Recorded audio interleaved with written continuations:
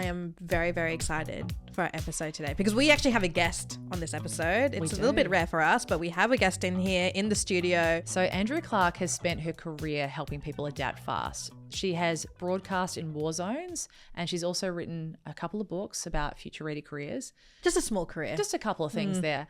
She doesn't believe in waiting until you're ready to grow, which I love about her, and she talks a lot about this in this episode today. She says the most powerful thing you can do is take action before you feel 100% confident. If you're ready to turn every challenge into a growth opportunity and build learning into your career, this conversation is for you. So we've all had that moment where you're in a job or even a whole career path, and from the outside, everything looks fine. You're ticking the boxes, feedback's good, salary steady, but something just feels, I don't know, like a bit off. Yeah. Like you're running out of energy for it, or worse, I think you're at a bad point now if you're starting to dread Monday mornings.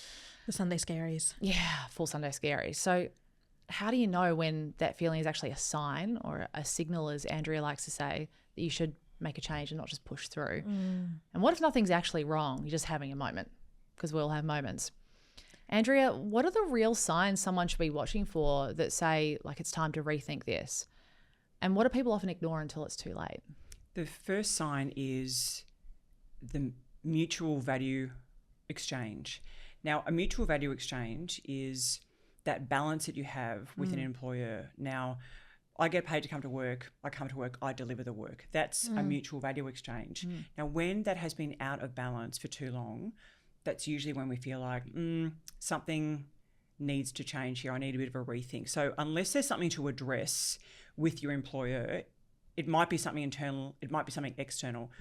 But I would encourage everyone listening to think about, has this mutual value exchange run its course in some form? And if it has, what then is my next step? Do I have to address something within myself, or is it something that I have to address in the workplace? Make sense? Yeah. How would you know that if it's run its course? I think that's a gut feeling. I think we've all stayed, let's be honest, like we've all stayed in relationships for too long. Yes. When we know that we know Guilty. that. Yep. It's something that only you can make that call on. It's a gut feel, it's instinct, it's intuition, call it whatever you want to call it, but we all know when something has run its course. And I feel that it's very important to, especially from a workplace or a job, to exit on a high. Leave when it's good. Yeah. Leave something on the table for someone else. I think that's a very generous way to look at a career. Yeah. And I worked in media for many years, and I make this observation of other people and myself. How long am I willing to stay on this sort of career or job high for? Or is there an opportunity for me to step aside, move on to something else, and like I said, be generous, leave something on the table? Yeah. Is discomfort like always a red flag though? Like sometimes I feel like we are uncomfortable through change, or we're uncomfortable when we're learning something for the first time, and sometimes people go, well, stuff it, like I'm out, this is too hard. So like, I guess like where's that line where you're actually learning versus like full red flag? Yeah, I like need the to get middle out of here. ground. Like the middle ground. Yeah. You've got to feel stretched, right? Like you can't, we can sit in this comfort zone, and I've got a friend, Lisa Stevenson, who calls it the waiting place. Like we can sit in this waiting place for an extended period of time. It's up to us to demonstrate the agency to move out and to find something new. So I think the balance again comes back to, how often do I feel like I'm stretching myself, or do I feel like I'm sitting in the waiting place or this comfort zone? Like how long are we sitting in that place for? Because I think that for me is a signal. And I know that if I just generally feel like the future version of myself, is if I'm not excited about that future version of myself, that's usually a sign to me when I need to, look beyond and think about what can I learn to adapt, because learning and adapting goes, that's a cycle. It's a beautiful, positive loop that just keeps going around and around. And you've got to make the call when you need to learn something new, because you're paying attention to those signals of change. And I think that is something that we don't talk about enough in our careers, in the shelf life of our careers. That the shelf life of skills is getting shorter, and our careers are getting longer. And so the only way to close that gap continually is by actively learning and paying attention to what you are learning. So if you don't feel as though you're learning anything, then that you're in the waiting place for too long, and maybe that's a signal. Yeah. I have so many friends who are like, oh, I don't really like my job, or I'll find another job soon, like the timing's not quite right. Like, what do you suggest they kind of ask themselves or think through if they're in this waiting place that you talk about? I think the most dangerous thing we can do right now is ignore the role of learning. Because if we're not learning, we're standing still. And in this very dynamic work environment, standing still is the equivalent to falling behind. And so when we stop learning, I believe that we stop expanding our voice, our ability to influence, and the impact that we can have on ourselves and others. And so I don't believe that learning is a luxury. I believe that it is power, and we need to reposition learning within ourselves and within the workplace, because it builds career insurance, it strengthens personal agency, and it gives us more options for the future. And that is a place that we want to be. I want to end up in my own version of the future. I don't want to end up in someone else's. And so if you want to have a continuing voice on what your own future of work looks like and how that plays out, then a dedication to learning is the only way to make that happen. Because if we're not learning, we're not growing. It's so interesting because the three of us just had a conversation off mic about busy people and like people who are busy and people who are just busy people. And it's interesting because I am guilty of probably just not really learning and just like doing my job and going home and coming back to work and doing my job and going home. So how do you kind of incorporate like active learning or having that mindset of always learning when you just have so much on your plate just doing the work? Well, we all are obsessed with being busy, right? And what we don't realize is that the traditional ways of learning have changed so dramatically, even in the last 5 years. So learning is not only when you're in a classroom, learning is listen to a podcast. This one. This one, preferably. It's starting a new conversation. It's as simple as asking one smarter question in a meeting. Think about how you can move those micro moments into your day-to-day life and shift your own version of what learning looks like, because learning is 24/7. We just don't necessarily attach a learning moment to a conversation. But I think that the most wonderful conversations are the moments where you learn the most. And starting a new conversation with someone who is new to your circle is also a really incredible way to learn. So don't discount all of those incidental moments in life, because that is where real learning happens. I think we've got to be like intentional about it too. Like when work feels hard, it's usually because there is that gap. Like if you think about any moment where you're like, oh, this person's hard to work with, or I feel overwhelmed, etc. And the gap is usually in your tools, your mindset, or your skills, right? And learning what you're saying there is what fills that gap. But I think we have to be quite intentional about it. And what you're saying, Em, there is like the busy moments. If I'm busy all the time and I'm overwhelmed, how do I actually build it into what I'm doing with intention, rather than just going, I had a conversation, we were learning. What do I actually want to be learning? What would be helpful right now? Yeah. What's really helpful is looking at the business strategy for 2030 and thinking, are my learning goals aligned with where the business is going? Because if they're not, then where's the gap that I need to fill?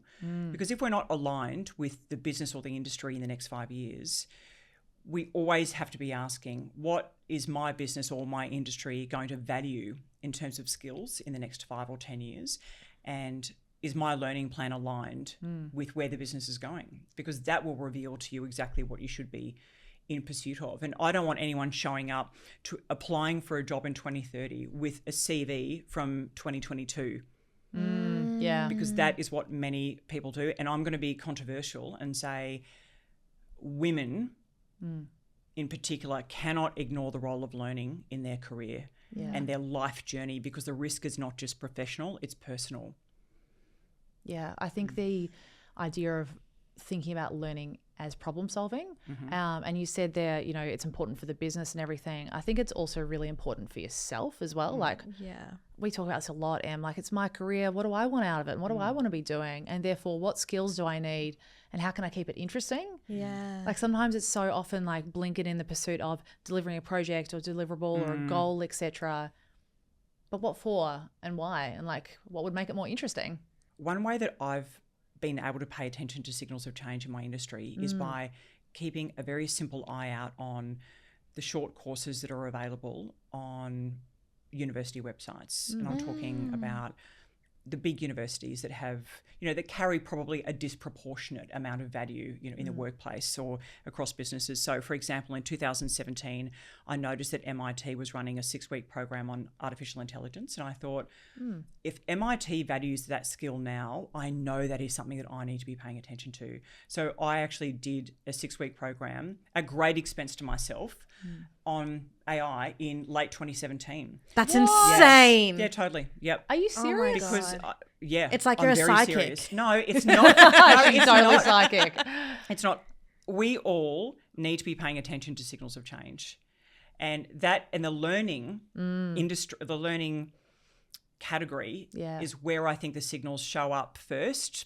That is changing because of ChatGPT and LLMs, but when I saw that MIT was valuing AI back in 2017, I thought that is something I need to do. Yeah. And it changed my entire trajectory of my life, because from that I realised, from that I took myself to another learning program. Always invest in learning, by the way. I have spent more money on learning than I have on anything else in my entire life, and I've never regretted it, because that led me to Singularity University at a NASA facility in California in 2018, and then I wrote Future Fit.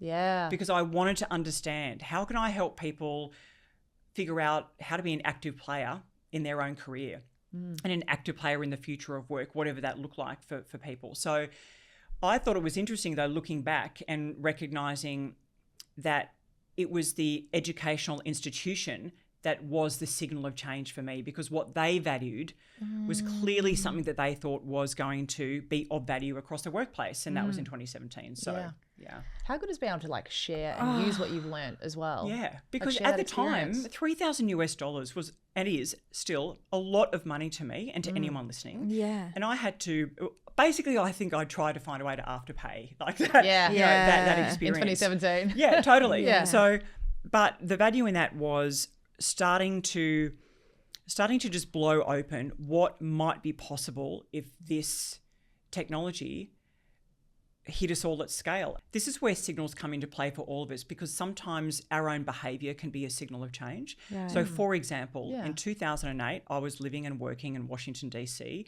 I was walking to the news bureau, and for the first time in my entire career, I did not pick up a copy of the newspaper because I was looking at the news headlines on my phone. And I thought, what if 10,000 people stop picking up a newspaper? What if 1 million people stop picking up a newspaper? Here I am, a journalist being paid to produce content that as a consumer, I am not prepared to pay for. So I was my own signal of change. And that was the day I decided to leave journalism, to leave an amazing career as a television news reporter and correspondent on Capitol Hill. I was covering White House, State Department, Pentagon, but I knew my career was going to be in trouble.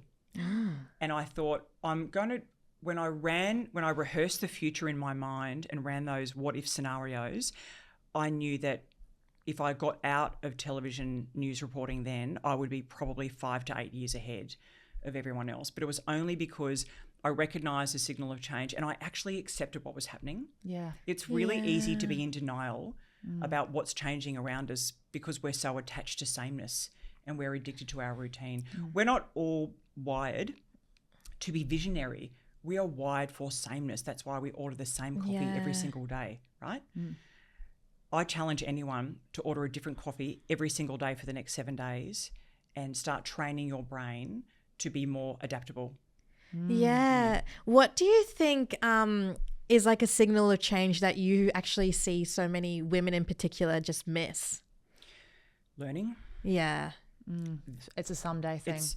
It's brutal because you won't understand the impact it has on you for 10 years. I've been, like Lisa, I've been in the learning game for 14 years.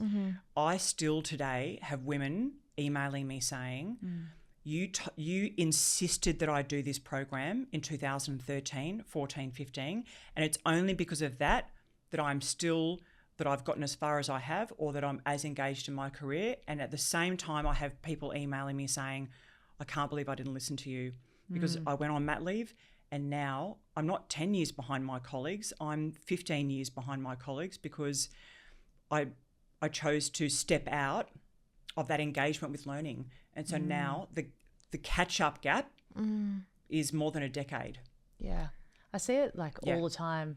You're obviously preaching to the converted here. Like I love learning and I do it myself as well a lot, not just talk about learner and how other people should be learning. But it'll happen in like day-to-day conversations when someone will be like, oh, I don't even know what to say. And I will say, oh, Em, you could say X, Y, Z. Yeah. It's like, how do you even know that? I'm like, well, because I've read this book or did this thing over there. That's what I really struggle with, whereas I feel like exactly what you said, there's so many learning opportunities in your everyday. But I think I struggle at telling myself that was a learning opportunity. Like it'll happen, the conversation will happen, I'll see something, I'll read something, and then it's out of my mind. Yep. So how do I recognize that as a learning opportunity and then something that I can like see that will also benefit my career? I think pausing, look, we all have a lot coming at us more often, right? Yeah. So I think the greatest skill we can have this year is to be decisive. Be decisive about what kind of future you want to end up in. Do you want an average future or do you want something that's awesome? If you want an awesome future, you've got to slow down and pause in moments and ask yourself, give yourself that prompt. I actually normally write this on my hand. What if?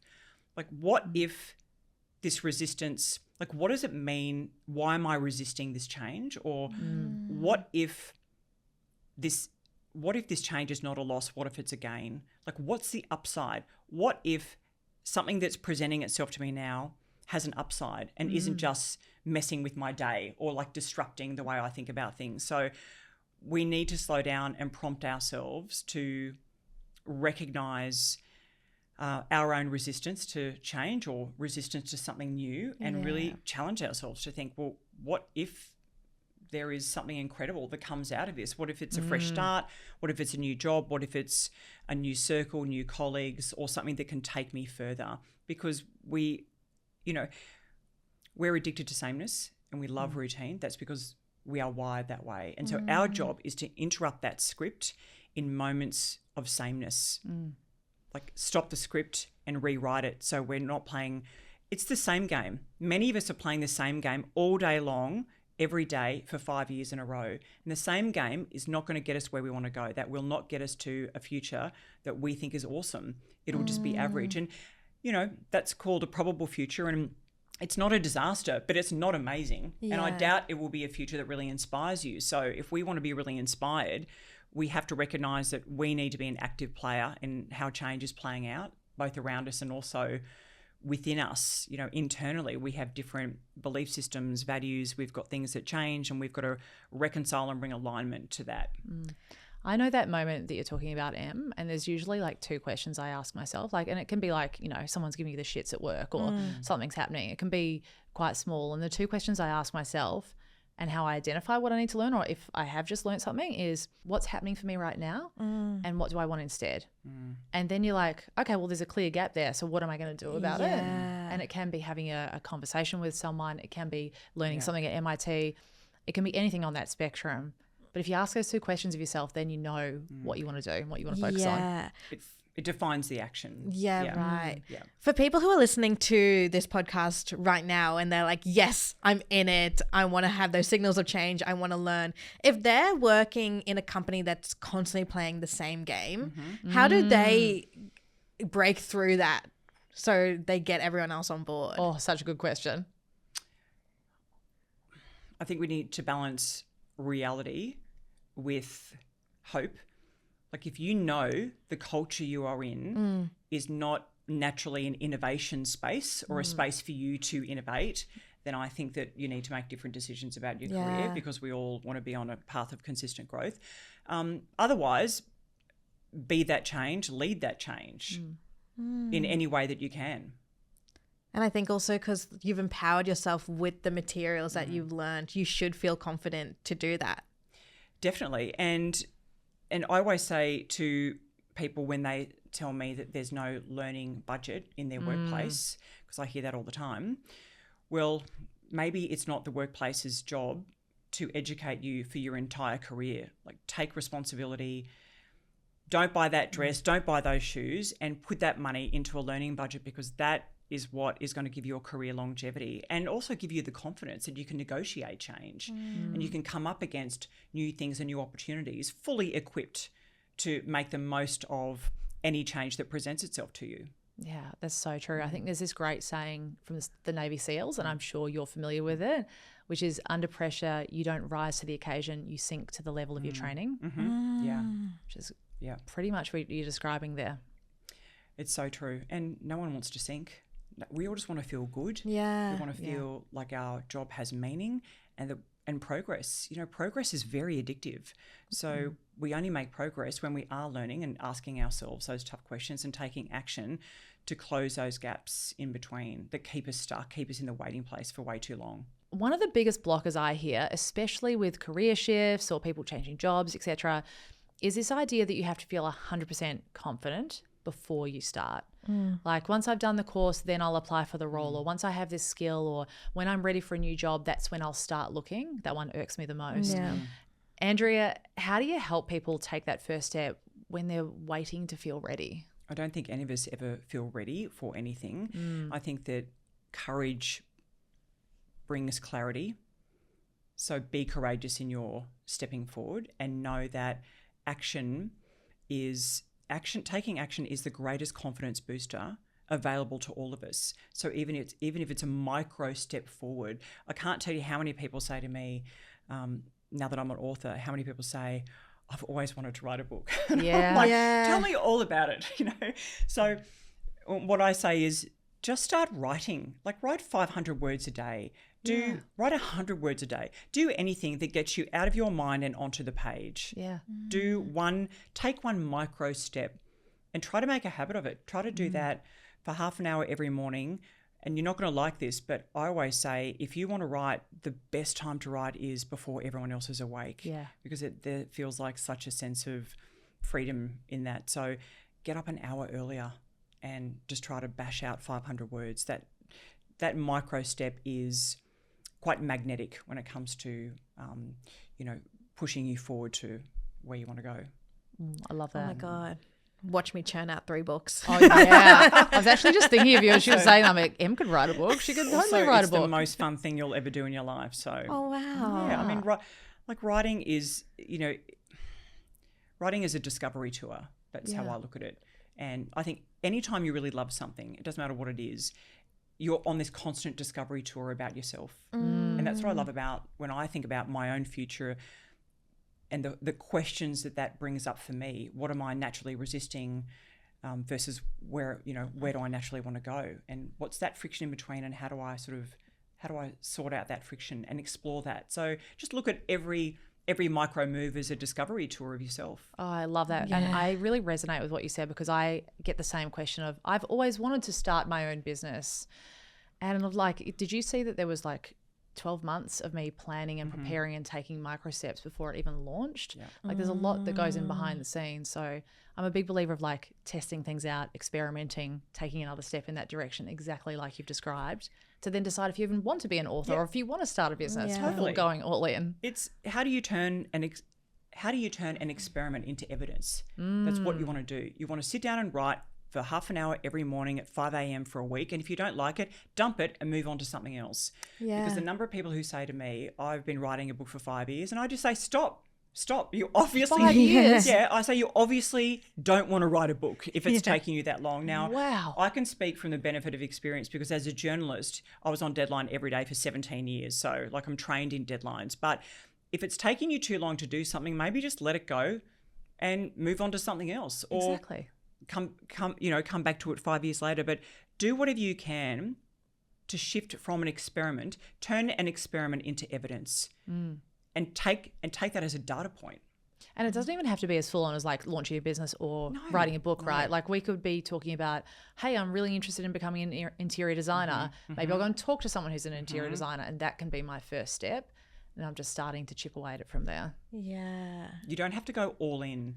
I think it's really important to, to take a gradual approach, especially if you're transitioning from one career to another, or if you try it as a side hustle before you turn it into something bigger, because that's the low risk way to figure out if it's going to be something that's real for you. Yeah, because I feel like a lot of people see the end product and it's beautiful and shiny and they're like, oh, I can also write a book.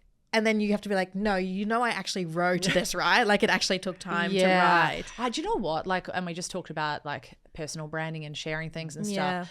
I wish more people talked about the process and the lead up. Yes. Rather than going, oh my gosh, you've written a book, you've launched a business, you've got this amazing job. Let's talk about the 12 months before then where I was preparing myself or chipping away or what I was doing to give you the reality of what it's like and what's required. And the unglamorous stuff, like looking at spreadsheets and things like that. Like I feel like that's the stuff that we never see. It's not a highlight reel, so you never see it on any socials. There are lots of things that don't make it to the highlight reel. Yeah. And that's a reality that we do not glamorize, all of the dirty work in the trenches enough, because no one will ever know what it takes to get a business off the ground, to write a book, to become an interior designer. There's no shortcut to doing that hard work. And there's this great quote in your book. I feel like I've memorized it, but there's this great quote in your book that was, let me get this right, you can't outsource your personal development. Did I get that right? Sounds about right. Yeah. Wow. And when I read that, I was like, I think that was Dom's line. Let's claim it as yours. Yeah. And it was in the book, so it's yours. Yeah. I was like, I had to read it 3 times. That's so true. You cannot outsource your own career. You can't outsource your own personal development. Nor would you want to. Yeah. Yeah. Who wants to do? I don't want to leave my career in the hands of someone else. Which is exactly what you were saying about people saying that, oh, but my company doesn't have a budget for learning. That's right. And it's like everyone has to hold your hand through your career. Well, accept that and move on. Yeah. I saved for a year to send myself to Harvard for a week. I had a $25,000 week at Harvard, which also had an enormous impact on my life. I saved for a year to do that. And the payoff is every day of my life after that program finished, because I'm still in touch on a WhatsApp group with the alumni. And this is the great thing about when we talk about learning, social learning. Start a WhatsApp group with 5 people and ask them to invite 5 other people and have clear rules of engagement. Never underestimate the power of an alumni in whatever form that might take, whether it's from an executive education program or whether it's from a group of girlfriends that all just want to lift one another. Yeah. I still catch up with the 2 people I did coaching with. Like we learnt our coaching qualifications together, and we still catch up like once a year, twice a year, and talk about how we're going with it. And that was, I'm going to say it's like 7 years ago that I did that course. Oh, wow. Yeah. It's a gift that keeps on giving. Yeah. And I always encourage people to, learn in all ways, always. And so whether that's incidental learning, social learning, if you can swing an executive education program even once in your career, trust me, it's going to be worth it. But always be looking at what the options are to take yourself further down that discovery tour of who you are. I feel like I should put a big, massive asterisk on this, though, because this might be 2 type A personalities vibing here. I'm type B, just letting you both know right now. We're going, yes, and also 2 learning those, right? And we're like, let's learn. So what can we do to make it feel more manageable in the day-to-day when people are feeling busy and they're like, I've got all these other things on. I don't really know where I'm starting. What can I do? First of all, value it. Yeah. First of all, be that person who shows up for a job interview in 2030 with a CV that's aligned with 2030. Be that person. Don't show up with a 2022 resume. And then do things like habit stack, like when you're working out, listen to a podcast. Do anything that allows you to be involved in your learning journey. That could be small, it could be big, but get started. I had this recently, or it was actually last year. I was like, I don't have time to read and I love to read. And so I shared this with you before. I now buy a physical book and also download it on my phone. And so whenever there's a moment, then I'm able to keep going. Yeah. And so there's no barriers in the way, what you're describing. I am now even reading 5 pages at a time. So I will that's cool. distract myself. If I'm doom scrolling, like I'll catch myself and say, wouldn't this just be a much better use of time if I was reading, considering the number of books on my desk at the moment? It's so hard getting out of that brain rot scroll, though. Oh, so bad. Know, but it just feels so good. Yeah. But I don't want my brain to, I don't want to go backwards. I'm really concerned about what doom scrolling does to my attention span. So I try to replace those kinds of habits. And what I do is carry a book with me now. I carry a physical book. So when I'm waiting for an Uber or when I'm waiting for a flight, I'm less tempted to doom scroll and I'm more tempted to pick up and even just do 5 pages at a time, so that micro learning can come into play at any time during the day if we make an active decision to do that. Microlearning. It's a real thing. Microlearning. Yep. Who knew? Who knew? Who knew? I knew. Oh, gosh. So, Andrea, we like to wrap up with what we call our out. So Em and I do at the It's end not of like we're every... kicking you out. Okay, No, we're not kicking It stands you for out. one useful thing. Yes. So we want to leave everyone with a one useful thing that they can go away and action. So if you were to give them, you know, someone's listening to this and they're thinking, okay, I want more control over my career. A type of B like me. Not a type A, because I feel like they're vibing already. Anyone who's going, I want more control, I do want to learn, what can I do here? What is a signal of change that you can start tracking today? Think about what that looks like. What is anything that is going to reshape the way you work or you live? Track that signal and ask yourself, what does that signal request of me today? What's the opportunity if I follow it and make decisions around that? Or what is the cost if I don't? How can I take action on that? What's the cost of ignoring a signal of change? Versus what is the advantage that gives me if I start paying attention to that now, like my story walking down the street? Like if you can recognize signals of change, you can be 5 years ahead of your industry and everyone else, and hopefully you're bringing other people with you along the way. There's a tree analogy in your book, and I won't try and relive it because I definitely can't. I didn't memorize that part.